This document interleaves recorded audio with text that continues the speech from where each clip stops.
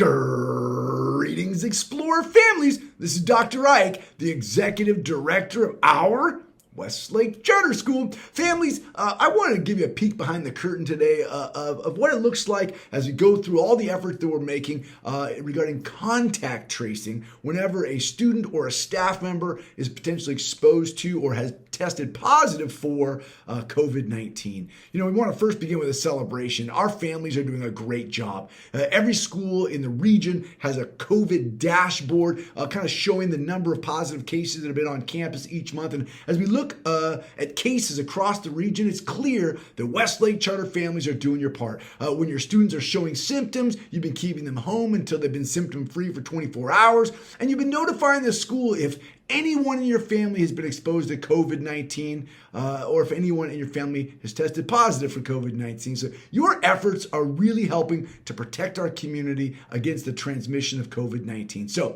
to help our families better understand how contact tracing works, we've broken it down into 5 steps: the notification, the contact tracing, the decision tree, the family notifications, and quarantining.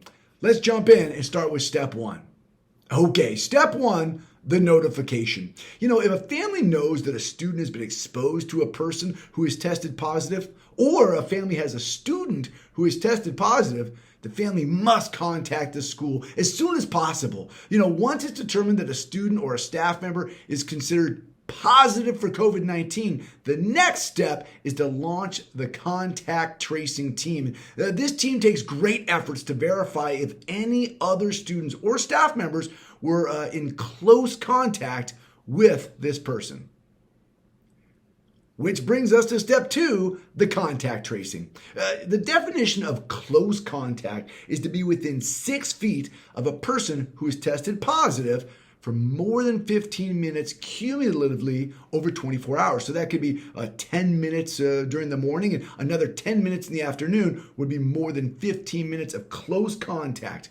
So the contact tracing team must determine if there was anyone who was in close contact on campus in homeroom or advisory, subject area classrooms and specialties and electives, as well as during lunch, breaks, recess, the walking school bus, as well as after school sports and school activities. It is an intense bit of work, but to do all of this contact tracing, our investigation team communicates with teachers and staff who consult seating charts to determine which students were within 6 feet of a person who tested positive for COVID for more than 15 minutes. So this typically includes the people sitting to the right and to the left or in front of or behind a student.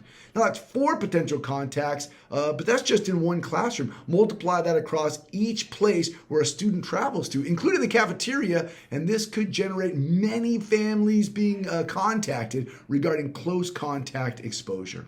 Which brings us to step 3, the decision tree. Once we know who's in close contact, the Sacramento County Public Health decision tree helps us to determine who is required to quarantine and who is eligible for a modified quarantine. Now, the decision tree asks questions like, were the students masked at the time of close contact? Are the students vaccinated? Do they live in a household with a person who's tested positive for COVID-19? Now, these questions help determine if students qualify for a 10-day quarantine, a modified quarantine, or an early end quarantine with negative test results. Okay, we've gone through notification, contact tracing, we've utilized the decision tree. Now it's time for step 4, communicating with our families. Once the contact tracing has been completed, we individually call the guardians of each student who is found to be in close contact and consult with families regarding which option is available to them and their students. Now, we do have rapid testing available on campus for students and staff who've been exposed to COVID-19 or who show COVID-19 symptoms. However, parent consent is required for rapid testing. So to be clear, it's always an option, but it is not a requirement, and we would never utilize that without parent consent.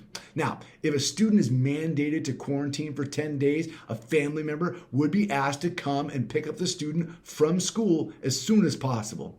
Once contact tracing and parent-guardian communications have been made individually, we'll communicate with all families in each grade level that has had a positive case on campus, as well as update our COVID-19 dashboard, which can be found on our Return to Schools website.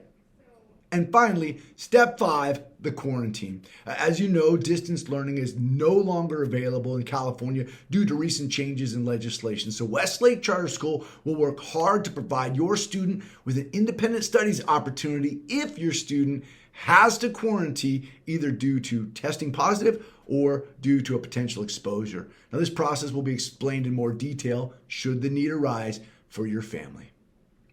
Okay, families, we know this is a lot of information and there's bound to be questions. So our team is standing by. If you have any questions, thoughts, or concerns, you can email them to admin@westlakecharter.com. Now, as of today, I think we can all be very proud of our community. The safety precautions that you are each taking to help prevent the spread of COVID-19 is working, and we need to be vigilant. Cases are rising in our region, and we all need to work together to keep our community safe and keep our school open.